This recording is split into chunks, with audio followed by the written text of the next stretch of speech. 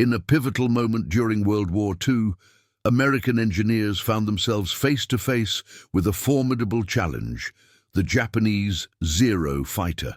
This aircraft, renowned for its unmatched agility and speed, forced the US military to rethink its strategies and capabilities in aerial combat. While some characters in this narrative may be fictionalized for dramatic effect, the events are firmly rooted in reality and reveal a critical turning point in military aviation history. As American pilots tested the Zero, they were astounded by its performance, leading to crucial advancements in their own designs. To delve deeper into this fascinating story and explore the intricacies of history that shaped our world, subscribe to our channel. Gain access to well-researched facts, rare perspectives, and clear explanations designed to enhance your understanding. With regular uploads, you won't want to miss the chance to uncover the untold stories of the past. Join us on this journey today. On a brisk morning in 1943, the sun peeked over the horizon of an American airbase in the Pacific, casting long shadows across the tarmac where engineers and pilots gathered, their spirits buoyed by the promise of improved tactics against the formidable Japanese Zero fighter. The aircraft, officially known as the Mitsubishi A6M, had become synonymous with aerial dominance in the early years of the war. As the war dragged on, this aircraft evolved from a symbol of Japanese ingenuity into a formidable adversary challenging American airmen whose confidence had been shaken by heavy losses during battles like Midway and Guadalcanal. The time had come for a thorough examination of the Zero's capabilities, and the engineers were ready to delve deeper into its secrets. The American engineers, led by Captain Frank R. Chico Ritchie, gathered around a freshly captured A6M fighter. Its sleek body and elegant lines belied a tremendous power that the engineers would soon come to understand. This was not merely a matter of engineering, it was an intersection of culture and technology. The Zero embodied a philosophy born from Japan's militaristic past and its quest for dominance in the Pacific. With every inch examined, the engineers unearthed revelations not just about the aircraft itself, but also about the adversary they were up against. The plane's lightweight structure and exceptional power-to-weight ratio allowed it to outmaneuver almost any aircraft in the sky, a fact that became painfully clear during early skirmishes. As the team prepped for test flights, a sense of urgency filled the air. The pilots chosen for the task, including Lieutenant Edward Eddie O'Hare, sensed the weight of responsibility resting heavily upon their shoulders. They were not flying merely for their own survival. They carried the hopes of their compatriots and the collective resolve of a nation seeking victory. Each flight represented a potential turning point, a chance to reclaim the skies from a relentless enemy. The A6M would reveal both its strengths and its vulnerabilities, and the outcome could pivot the entire campaign in the Pacific. The first test flight proved to be a tumultuous experience. O'Hare, his heart pounding, climbed into the cockpit, the smell of oil mingling with the crisp morning air. As the Zero roared to life, a palpable tension enveloped the observers on the ground. The plane ascended gracefully, almost as if it were born to dance among the clouds. With each maneuver, it became increasingly clear that the Zero was not just a machine. It was an extension of its pilot, reflecting years of training and strategy honed in the theaters of war. The engineers watched in awe, taking meticulous notes as the fighter executed rolls and sharp turns with a precision that left them astounded. This would not be an easy enemy to defeat. After the initial flight, the engineers gathered for a debriefing. They meticulously analyzed the data, their faces a mix of wonder and concern. The Zero's agility and speed were unlike anything they had encountered. Their reports would reveal not just the performance metrics, but also the psychological impact of what they had seen. The Japanese pilots, often groomed from a young age in the art of aerial combat, had cultivated a ferocity that matched the capabilities of their machines. This realization seeped into the fabric of their strategy, emphasizing the urgent need for innovation and adaptation in American tactics. It was a moment of reckoning, one that demanded a fusion of engineering ingenuity and combat experience. Among the notes taken was an unexpected aspect of the Zero's design philosophy, its vulnerability in terms of armor and firepower. While the aircraft excelled in maneuverability, it lacked the robust defensive capabilities that would allow it to withstand concentrated fire. As the engineers deliberated, they recognized a crucial balance between speed and resilience. This insight sparked ideas that would lead to strategic discussions around better armaments and formations for American planes. In the heated exchanges, camaraderie emerged, and a shared determination began to take hold. They were not merely spectators of history, but active participants in shaping its course. As the test flights continued, the engineers and pilots forged a bond rooted in their common objectives. In this moment of camaraderie, they exchanged stories of friends and family far away, drawing strength from shared experiences.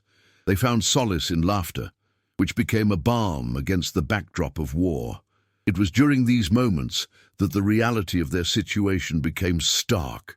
They were engaged in a global conflict that demanded not only technical proficiency, but also emotional resilience. Each flight, each report, was a small step toward reclaiming the skies, a microcosm of the struggle beyond the airbase.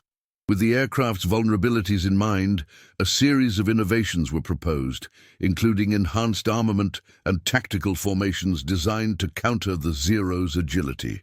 Engineers and pilots collaborated tirelessly, pushing each other to think beyond conventional military wisdom.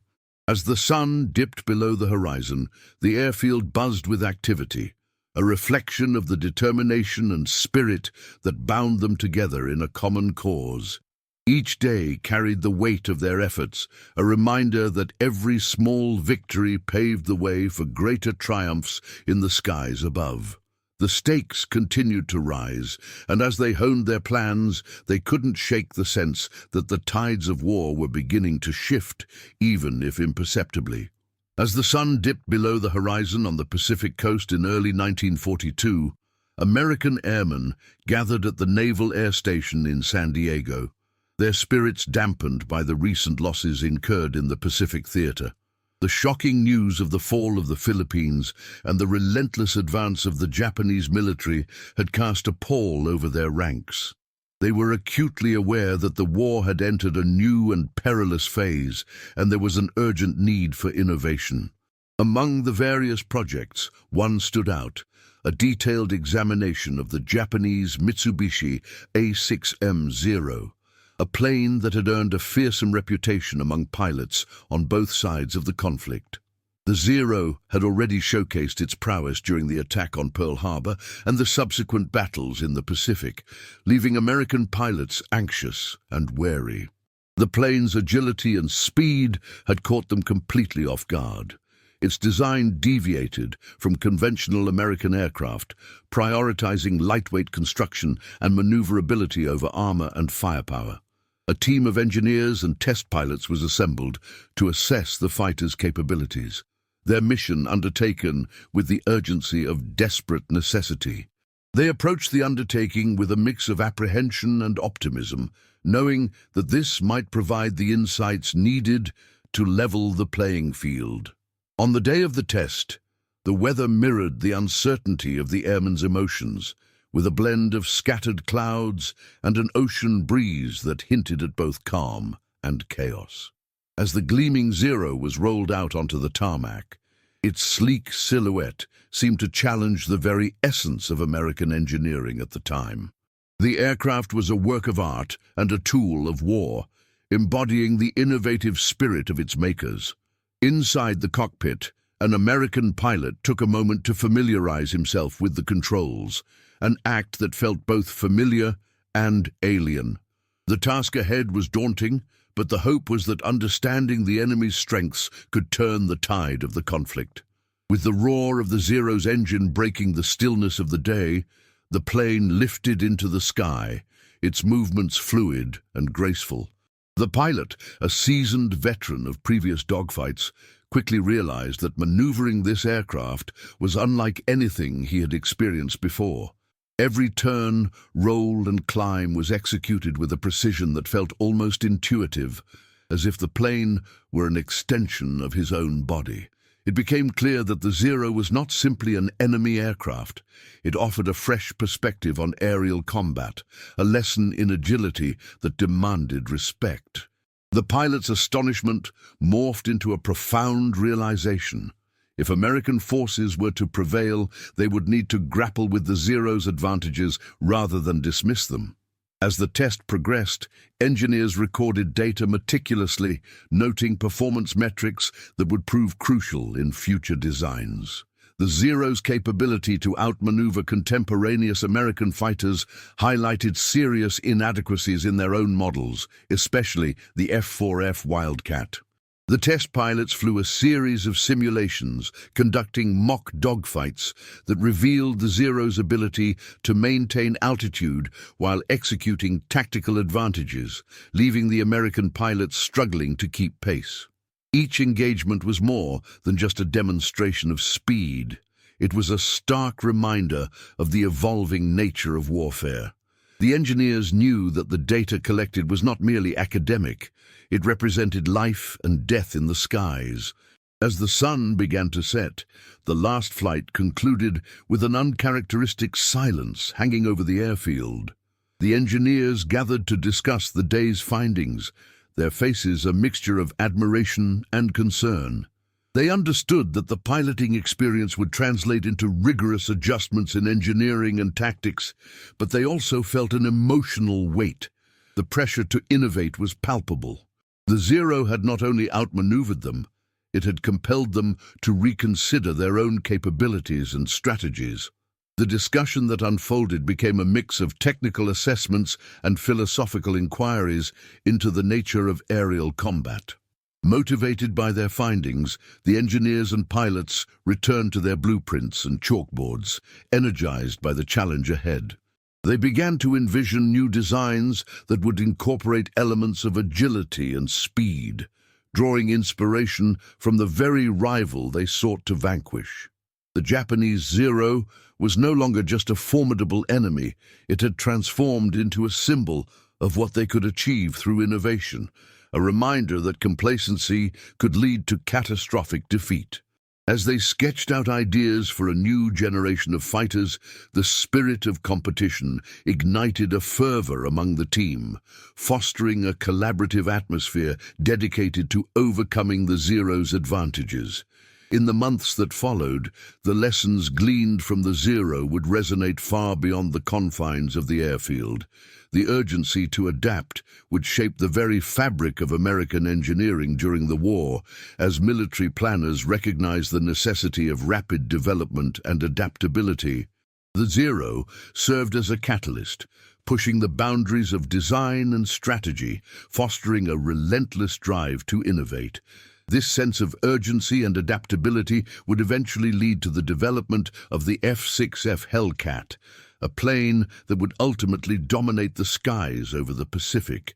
The initial shock of encountering the Zero evolved into a narrative of resilience, highlighting an essential truth. In warfare, every defeat must be viewed as an opportunity for growth.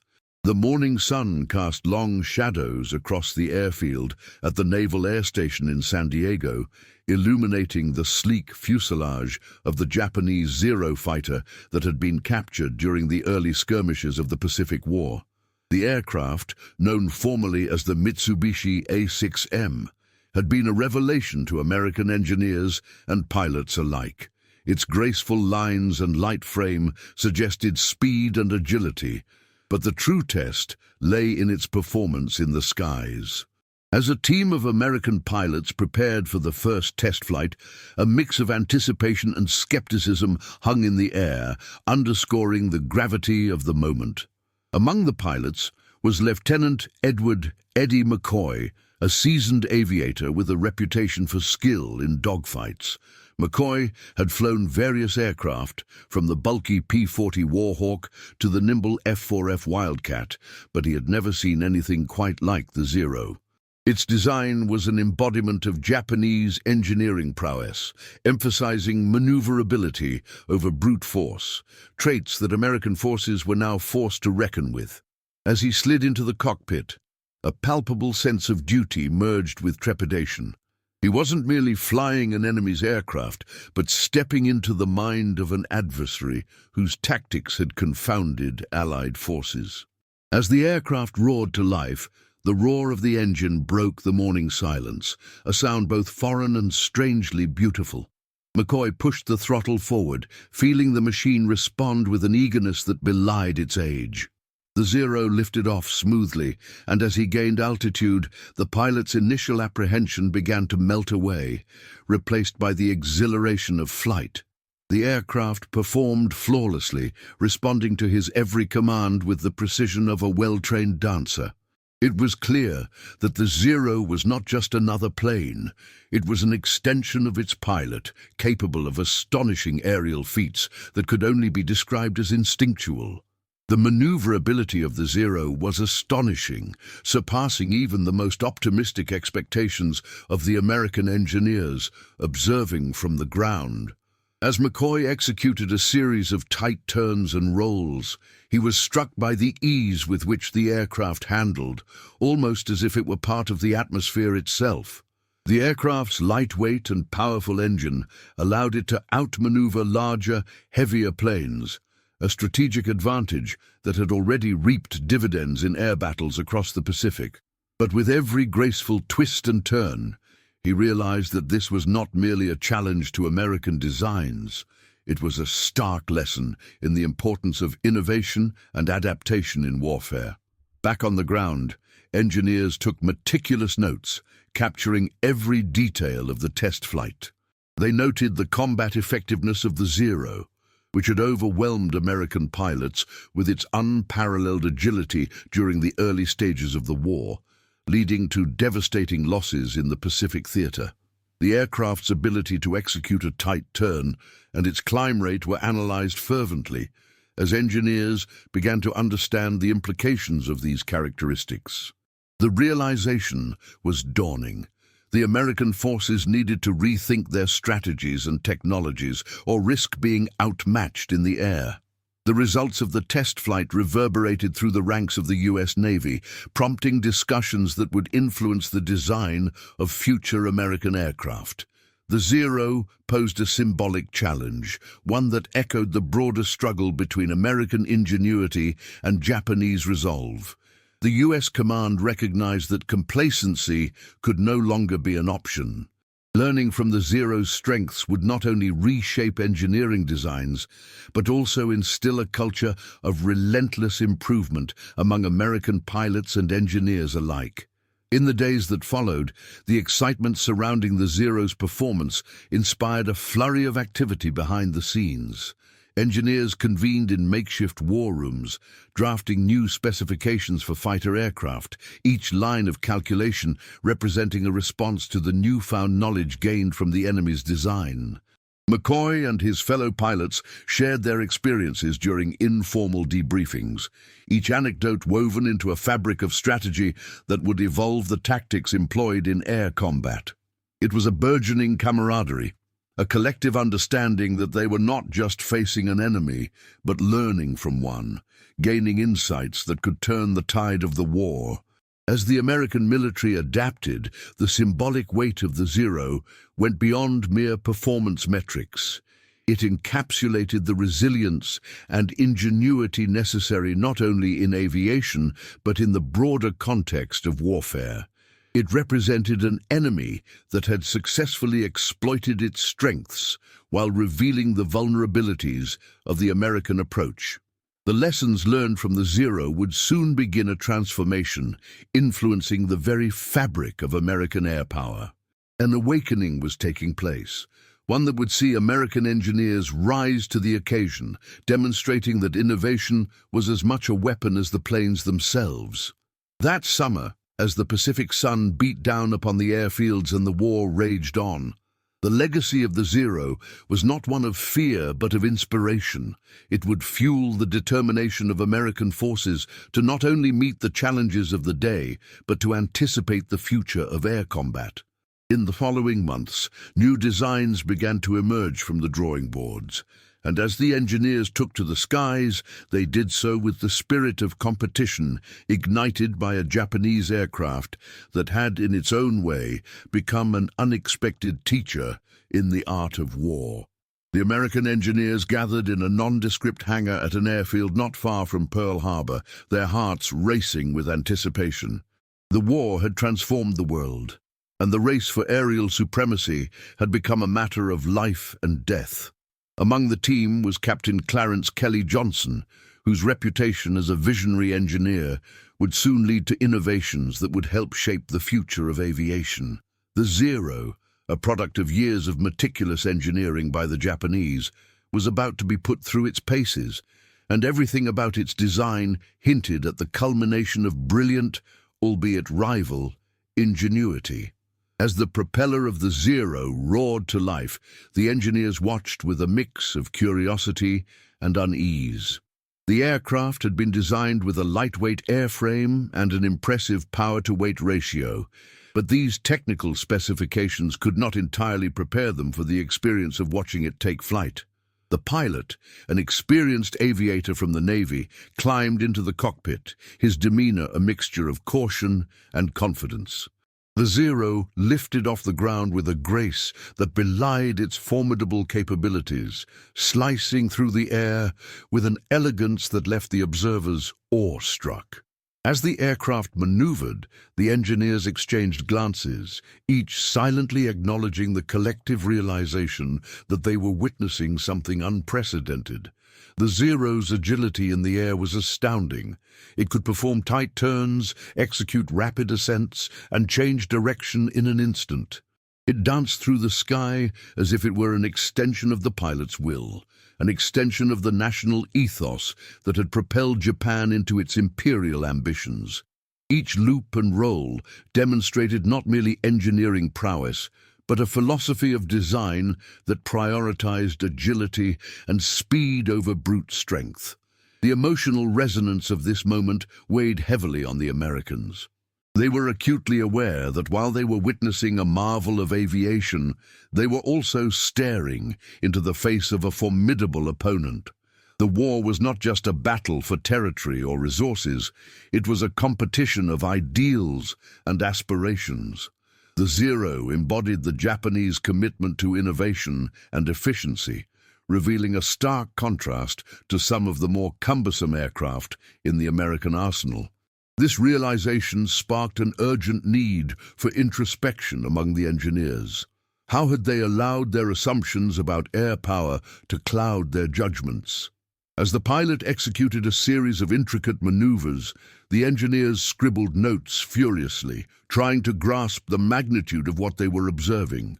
The Zero's performance was not merely about speed, it was also about control and precision.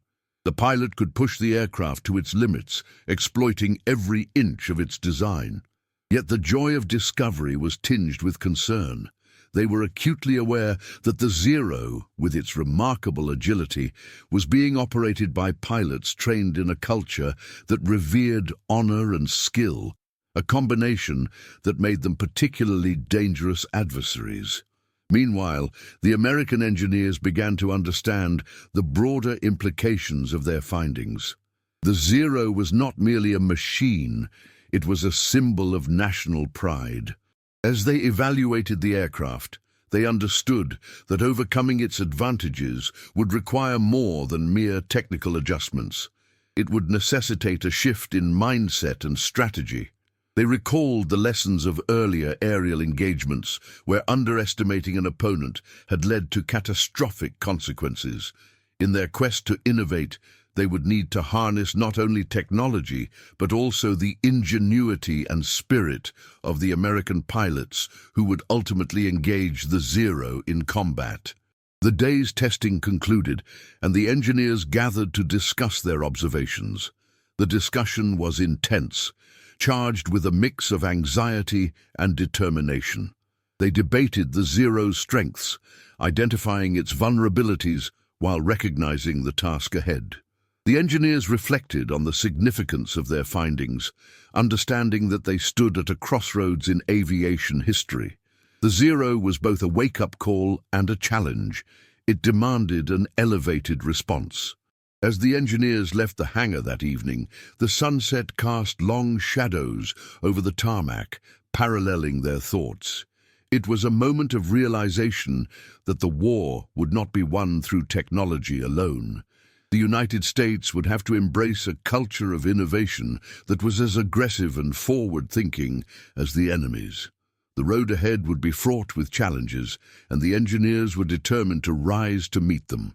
They recognized that their work was more than the pursuit of flight. It was about defending freedom and the very ideals that framed their nation's existence. Their next steps would involve not only mechanical improvements, but also a rethinking of tactics and piloting techniques. They had been shaken from complacency, ignited by the Zero's performance, and the engineers knew they would pour every ounce of their creativity and resolve into the fight that lay ahead. The battle for the skies would be a test not just of engineering, but of spirit, as they prepared to confront an enemy that had, for the moment, outpaced them in the realm of air combat. The Zero was a harbinger of the challenges they would face, propelling a renewed sense of purpose that would guide them through the trials of war. The initial tests of the A-6M Zero fighter sent shockwaves through the ranks of American military engineers and pilots. As reports emerged from the isolated stretches of the Pacific, the implications of this Japanese aircraft began to crystallize. It was not merely a testament to Japan's engineering prowess, but also a harbinger of the challenging aerial battles that lay ahead. The Zero's performance during simulated dogfights revealed a disconcerting truth. While American aircraft were heavier and built for frontal assaults, the Zero could dance with an elegance that belied its formidable capabilities. This agility raised alarms that echoed through the halls of the Pentagon, where military planners recognized the urgent need to reassess their strategies. Among the engineers studying the Zero was George H. McMillan, whose insights into the aircraft's performance underscored the evolution of air warfare. McMillan noted that the American fighters, such as the P-40 Warhawk and the F-4F Wildcat, were designed with speed and firepower in mind. But these attributes could not compensate for the Zero's unparalleled maneuverability. In one pivotal training exercise, American pilots found themselves outmatched in dogfights, struggling to keep pace with the Zero's rapid turns and vertical climbs. This was not merely a matter of aircraft specifications, it represented a philosophical shift in aerial combat, where the notions of speed and firepower began to yield to agility and pilot skill. American analysis of the Zero extended beyond mere performance metrics. It turned into a cultural introspection that mirrored the broader conflicts unfolding around them. Engineers, captivated by the design elegance of the Zero, began to consider the implications of its lightweight structure and lack of armor. The airframe was crafted with precision and foresight, using materials that, while less robust than their American counterparts, allowed for a lighter and more responsive aircraft. This stark contrast served as a metaphor for the differing approaches to warfare. Japan's adaptation of their technology for high maneuverability reflected a strategy that embraced the unexpected. In contrast, American designs carried the legacy of industrial might and mass production, yet risked becoming unwieldy in the face of such agility. As the tests progressed, the engineers' reports increasingly highlighted the Zero's tactical advantages, particularly in the hands of experienced pilots. The Japanese aviators were often veterans, trained in the brutal and unforgiving dogfights of previous conflicts. They leveraged their aircraft's strengths with a finesse that challenged American assumptions of air superiority. The first waves of combat in the Pacific, marked by the chaos of the early war years, accentuated the growing realization that training, in conjunction with technology, had emerged as the decisive factor. It was not merely the machine that dictated the outcome, but the human element that truly breathed life into aviation. Despite these daunting revelations, there was a flicker of innovation within the American ranks. Engineers and design teams, inspired by the audacity of the Zero, began to adapt their approaches to aircraft development. They recognized the need to incorporate agility into their designs, seeking solutions that would allow American aircraft to regain the initiative in the skies. The result was a re-evaluation of existing models and a push for the development of new fighters that could rival the Zero's capabilities without sacrificing the American tradition of rugged durability. This evolution mirrored the broader American war effort, which sought to innovate amidst adversity, showcasing resilience in the face of formidable challenges. The growing awareness of the Zero's capabilities also influenced the morale of the troops on the ground. As news filtered back to the United States, the stories of harrowing dogfights began to circulate, painting the Japanese pilots as both skilled and resourceful, a narrative that sowed a sense of urgency among American soldiers and engineers alike. It was a shared resolve that permeated the ranks, leading to a collective determination to adapt and overcome the enemy's advantages. This was palpable at Oak Ridge and in other military bases across the country, where teams worked day and night on engineering solutions, pushing the boundaries of what was deemed possible. Yet, the recognition of the Zero's strengths came with a reflective sorrow. The engineers and pilots were acutely aware that they were no longer engaged merely in the testing of aircraft, but rather in a struggle for supremacy that would shape the future of air warfare. The Zero symbolized not only the technical prowess of Japan, but also the consequences of underestimating an adversary. The bleak reminders of Pearl Harbor lingered in the background, as did the sobering realization that the fight was far from over. This period of reckoning would serve as a catalyst for the American military's evolution, igniting a transformation in both tactics and technology. The lessons learned from the Zero sparked a wave of innovative spirit, underscoring a fundamental truth: to prevail in conflict, one must remain adaptable.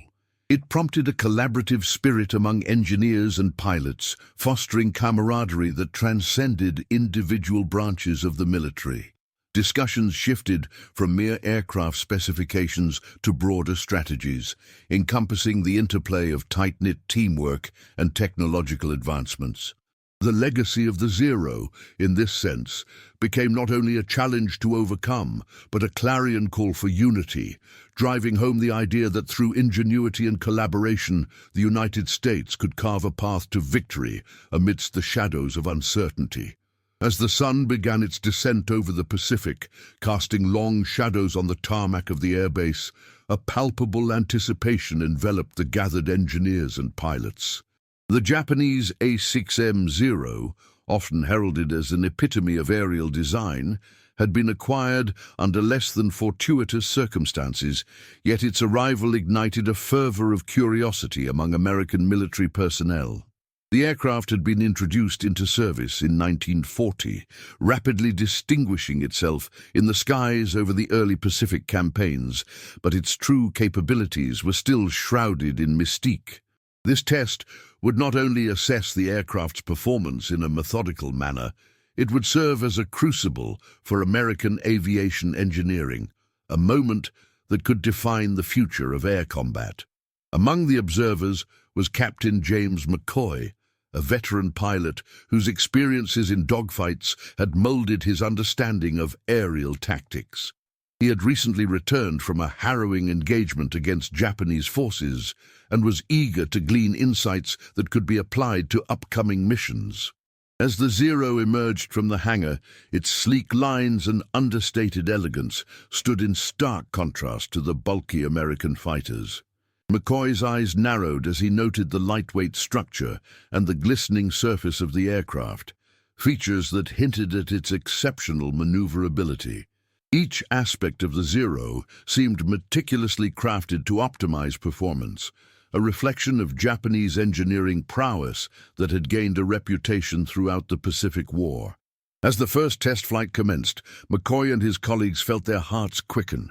The plane, laden with advanced technology, was put through its paces, executing rolls and turns that seemed to defy the laws of physics.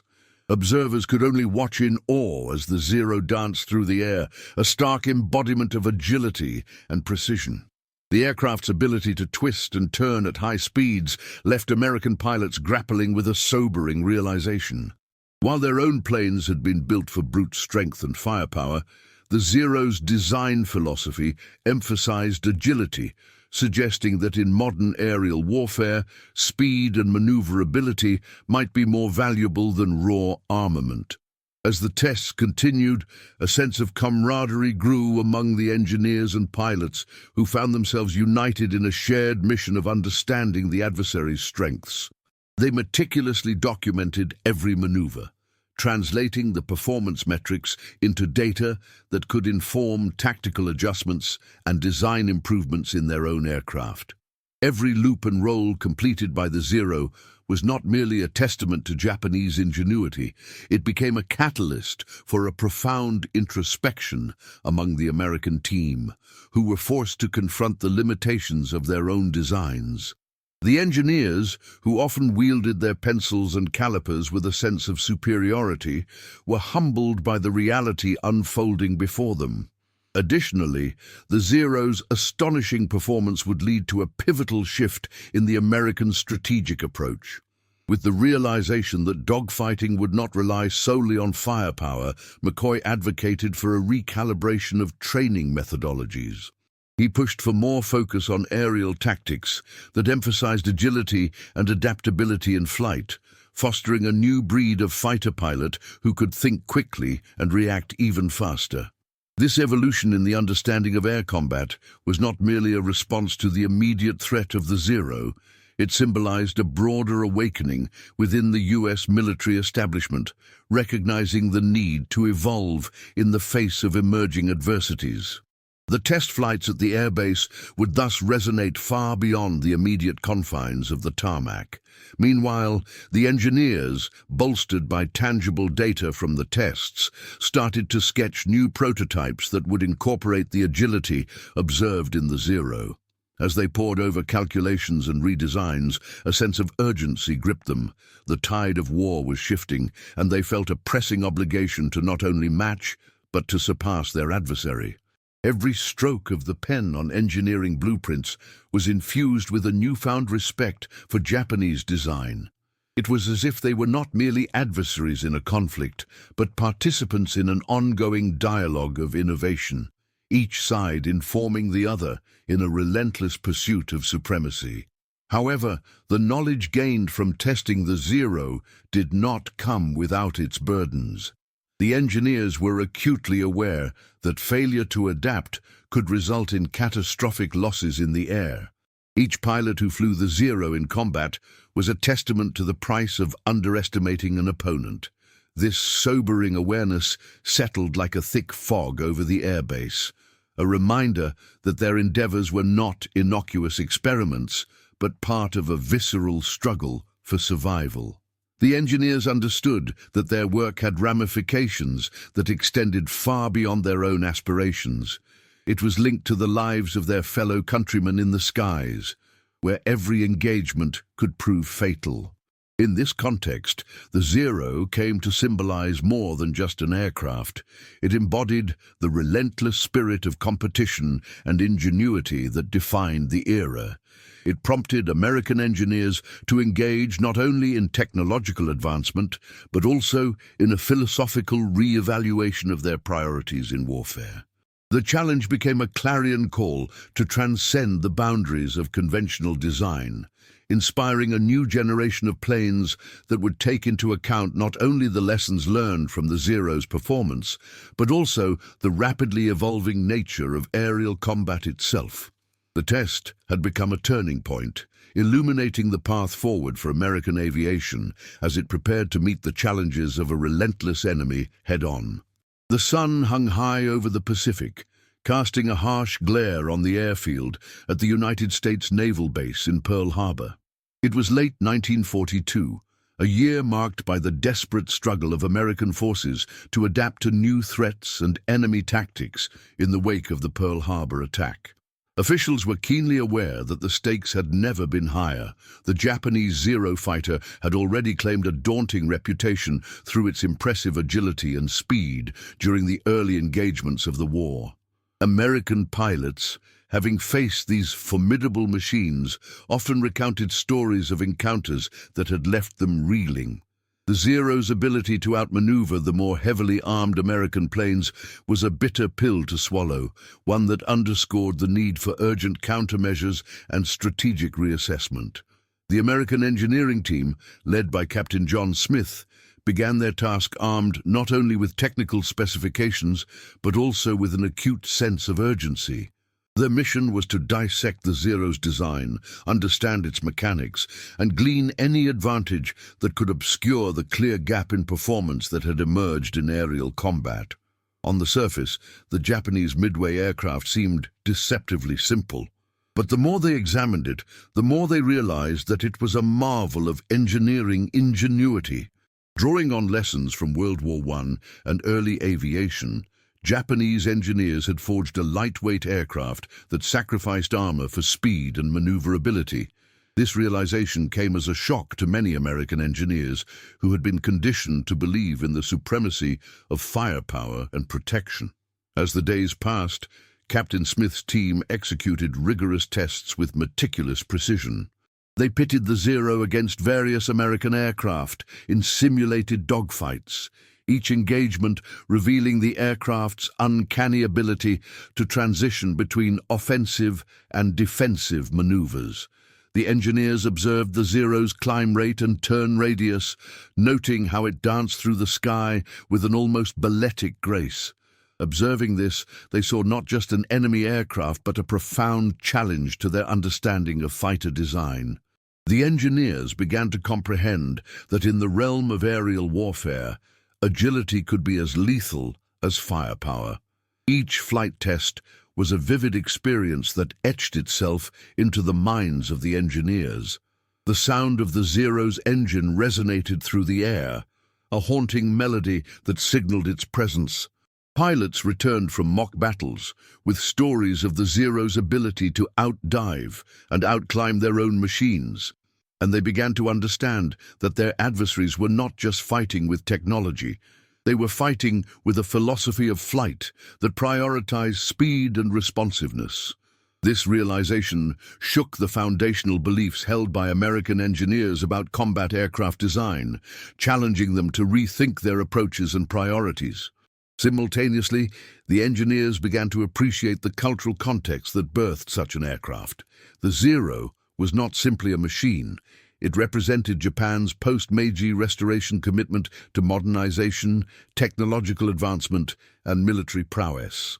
This realization cast a shadow over their task.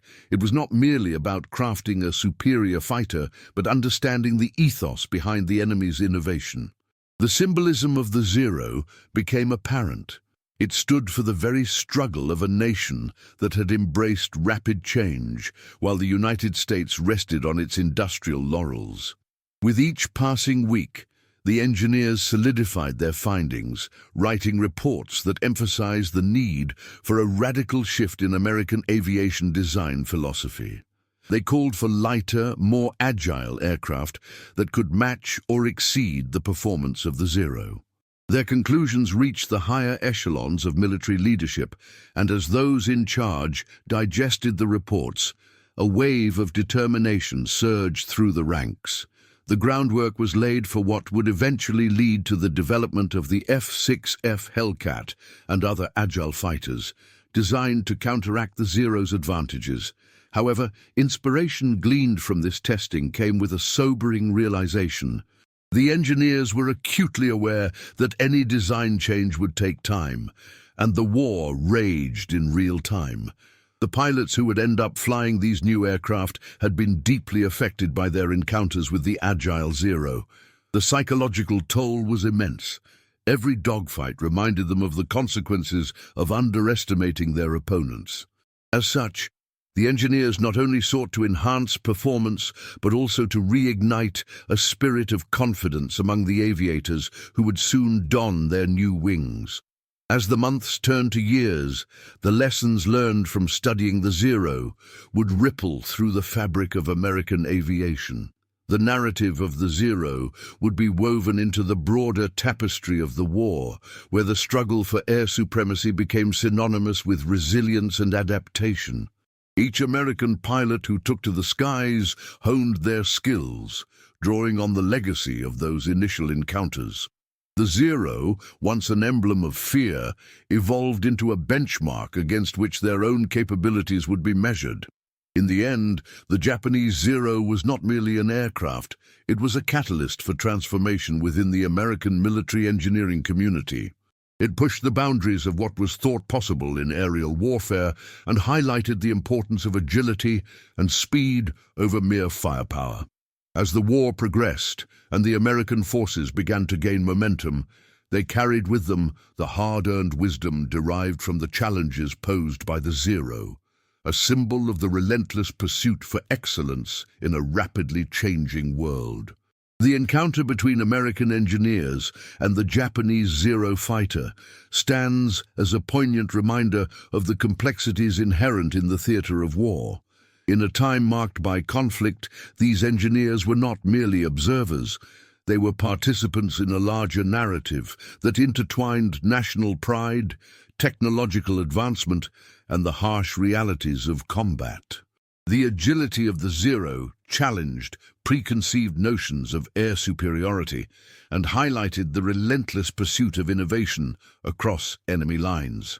This moment transcended mere military strategy, serving as a reflection on the profound responsibility that accompanies innovation in warfare.